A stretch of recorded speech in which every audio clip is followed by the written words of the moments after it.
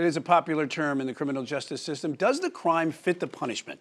Well, in this fast food frenzy, it seems to fit pretty well. Yeah, video from an Ohio Chipotle from last month showing a customer throwing hot food right in the face of one of the workers, and now she has been sentenced to an unusual punishment for that assault. The victim told a judge that she was traumatized by the incident, and the judge in turn said he was appalled by the actions of one Rosemary Hain. Hain was initially sentenced to 180 days in jail with 90 days suspended, but the judge ordered her a chance to reduce her sentence. She'd get a lot less time in jail if she worked for 60 days at a fast food restaurant. You didn't get your burrito bowl the way you like, and this is how you respond? You went in there looking for a fight. I did not, Your Honor. I did not. If I show you how my food looked and how my food looked a week later from that same restaurant, it was disgusting looking. And all I wanted I was would be disgusted by that food. My daughter was. I'll bet you're not going to be happy with the food you're about to get in jail. Do you want to walk in her shoes for 2 months and learn how people should treat people, or do you want to do your jail time? I'd like to walk in her shoes. Prior to her sentencing, Hain did tell the victim she was sorry. We do know that she has had interviews, but it's unclear if she had landed a fast food job just yet.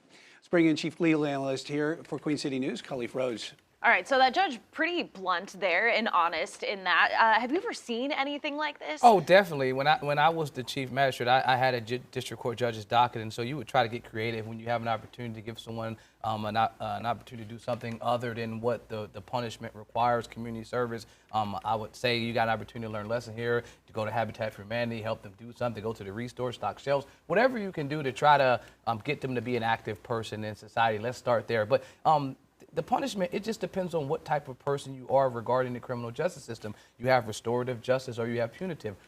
Some judges don't really care about that. They just want to make sure you do your time and the time is over with. And some folks want to have an opportunity to restore you. You can clearly see this person had an issue that day outside of the food. She was almost double that young lady's age and threw food right in her face. I come from a food family. We've owned restaurants. I've worked in fast food my whole life. That right there is extremely over the line. And we are getting to that point as a society where folks are blurring the lines of what is respectable. And she, even in court right there, that's one thing I would say. You ask the question, is this normal? Normally, a judge would have said, it seems like you don't have much remorse.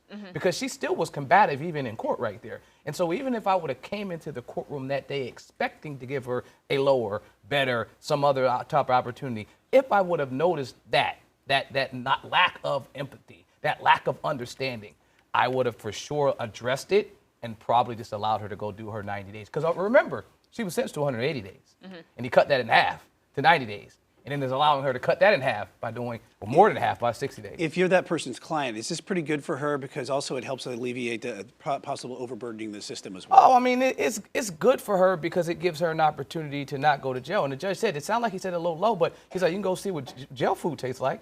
He did say that. He said, you can see what jail food tastes like if you're concerned about what your Chipotle food tastes like. And then she kind of hesitated. She paused. But I do think it's an opportunity. And the judge said that. He says, I listened to an interview from him. He said, I want to give her an opportunity to have empathy and know what it feels like to walk in that person's shoes. Do I think she will get that portion in 60 days? No, you can't, because you can really never appreciate what someone does. That young lady's now no longer even working for Chipotle. Something traumatic like that. I mean, that food was thrown right in her face. She's no longer there anymore. So not just empathy, you still need to be able to have a walk the rest of this world and recognize there are people out there that have lives, that have jobs, that have children at home that don't want to have food thrown in their face. Yeah, that don't deserve to be attacked on the job. So if you're a manager of wherever she lands a job, how do you really manage that while keeping people safe and teaching that lesson in empathy? Gracefully. Typically, if I would have someone go do community service, I'd give them a sheet and a log, and I would have them fill out the sheet and their manager fill out the sheet, and I would want feedback. I'd want them to tell me, well, how were they? What were they doing? And then they'd have a check back. They'd have a follow-up at the end of their duration and say, well, explain to me what you did. If they come back in there and like, well, you know what, I just did the 60 days, I'd say, okay, well, maybe we'd have to readdress that sentence at another time. All right, Chief Legal Analyst Khalif Rose here with the Burrito Bowl fiasco here today.